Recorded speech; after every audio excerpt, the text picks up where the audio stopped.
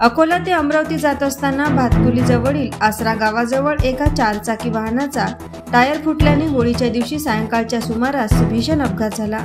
या अपघातात तिघांचा मृत्यू झाला असून 5 जण गंभीर जखमी असल्याची प्राथमिक माहिती आहे। अपघात एवढा भयंकर होता की यातील 3 व्यक्ती हे घटनास्थळी मृत्युमुखी पडलेत।